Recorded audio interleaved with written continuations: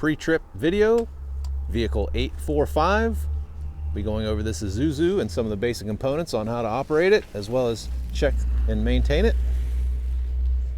First thing we're going to do is check and make sure the doors open and close. Very good. On this one, it's a little different to open the hood. First thing you're going to need to do is go inside here. This latch will not open without the safety latch being engaged first. So inside, under the hook, go ahead. You're going to see the safety latch. You have to pull that first. Open your door, makes it a little bit lighter. Pull your safety latch and lift up on the latch here. Once you get inside, there's a secondary latch you have to pull over. Pull this thing all the way up. Get a good view here. This guy is all the way up. Now it's best to close the door again because those guys are heavy once you get it open. And you're going to see a little different setup on this guy. First we're going to check the battery out on this one. It's underneath. You can see the terminals. Make sure there's nothing corrosion-wise, nothing loose. Everything's good on the battery. So we pan over the engine. We're always looking for oil, anything that's leaking, anything that's pooling or puddling. We're all good here. We're going to take a look at our belts. We can see our belts right here. Belt appears to be good. No fraying. Everything's in good shape there. We're going to take a walk over to the other side of the truck to check out the rest of the components.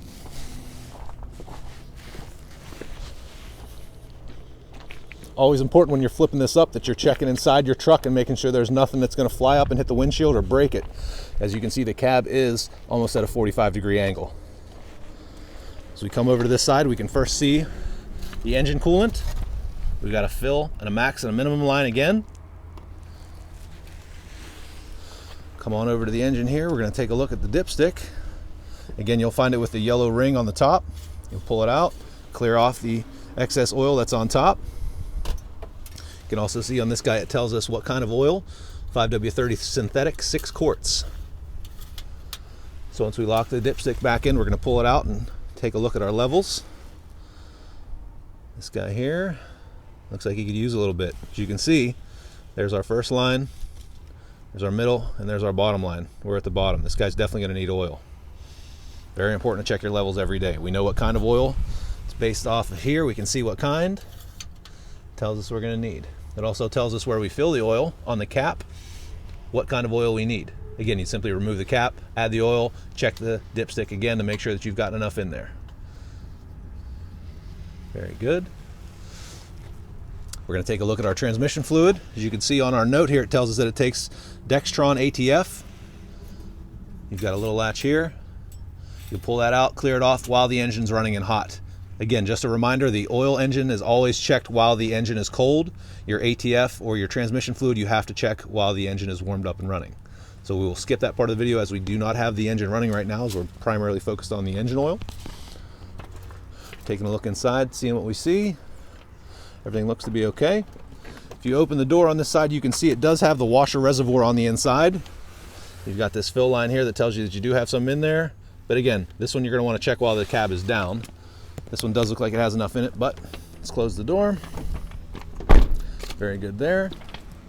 Now that we've checked all of our fluids that we can, we're going to show you how to put this guy back down.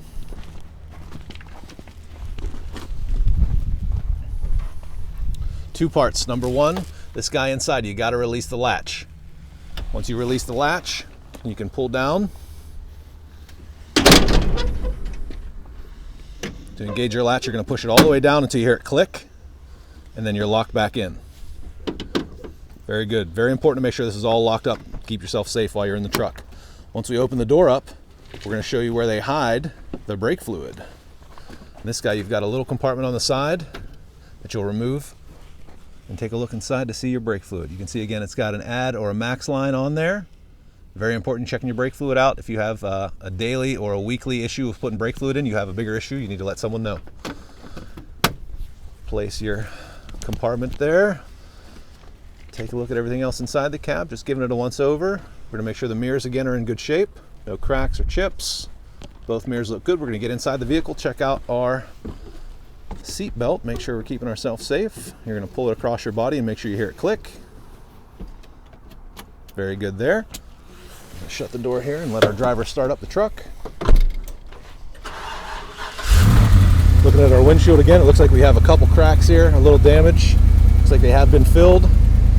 But again, just something you want to keep an eye on. Make sure we're not getting anything spider webbing or cracking even more. Go ahead and give me the windshield wipers. Windshield wipers are working and good. Give me the fluid. As you can see, we have fluid and we have windshield wipers are good. Gonna check out the lights. This light looks like we've got one headlight out. Give me the high beams. We do have both high beams, but we do have one headlight out. That is something you're going to want to denote on your vehicle deficiencies. Give me the four ways. Four ways are good. We got them on both sides. Give me the driver blinker. Blinker is good. Give me the left blinker. Good. We're going to walk around the back and do the back.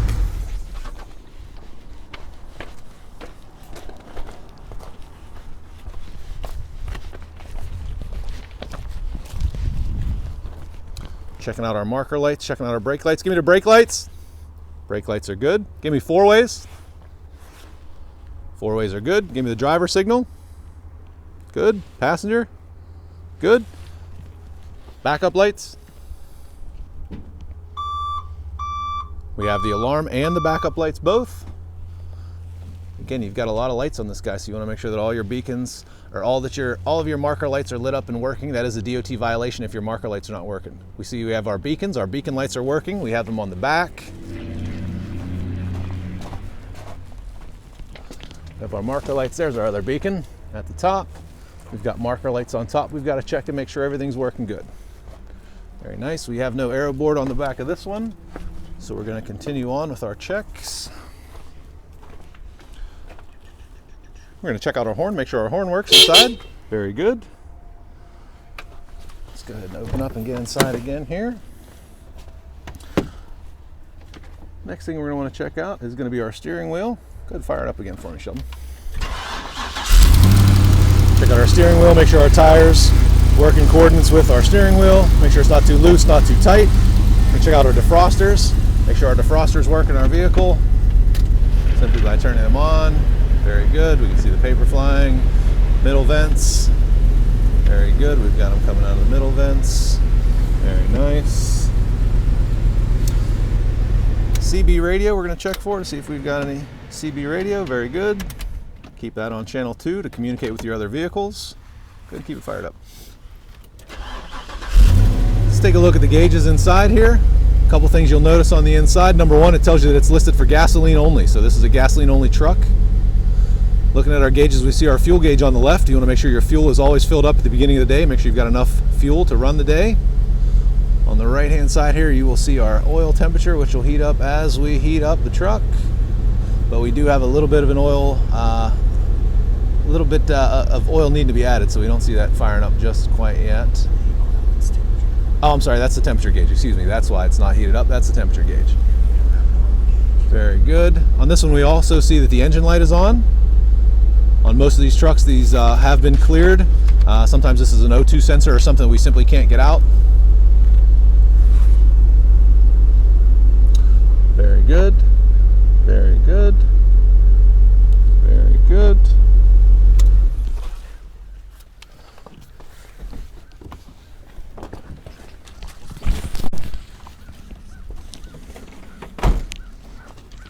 Very good. Come around and check out our PPE, make sure we've got our proper protective equipment. You can see on the side we've got our safety vest, we have our hard hat, our safety glasses, and our gloves. Take a walk around the outside of the vehicle and make sure we don't have any damage to the vehicle. Checking out all the panels on this box truck. Everything appears to be in good shape here. Let's take a look at the tires here. We're going to give it a little pressure test. Just kicking in on it. We're going to check our lug nuts, make sure they're hand tight, nothing's too loose on there.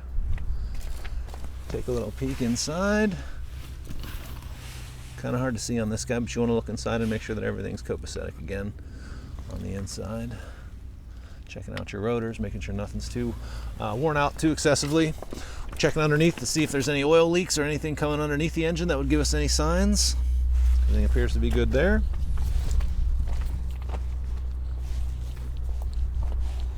Check out our tread depth here. Make sure that we've got enough meat on these tires to run for the day. And take old Honest Abe again and stick him inside. As long as we can't see his hair, we're in good shape. These guys have good tread depth on the inside. You can check that on any tire just to make sure. Check underneath again for our leaf springs. Make sure there's no cracks or breaks in our leaf springs. Everything's in good shape here. We've got a mud flap on this side.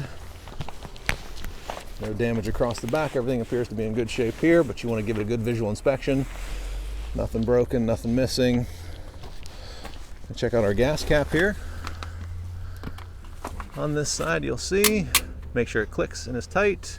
Very good there. Take a look back at our checklist here. We've gone over all of our in-cab, under hood. We've gone around the vehicle. Driver's items. Must make sure your driver's license is on you while driving. Proper license for the vehicle. Medical card on anything over 10,001 pounds gross vehicle weight. Toolbox is required for spray trucks. 10 hours off duty. Brakes adjusted or self-adjusting. Cell phone use is prohibited. Seat belt use is required. We must stop at all DOT checkpoints. Vehicle height and gross vehicle weight. Let's inspect. Inside of your truck. You're going to find your gross vehicle weight right up here. So with this guy, we're at 14,500. 14,500 gross vehicle weight. Our height.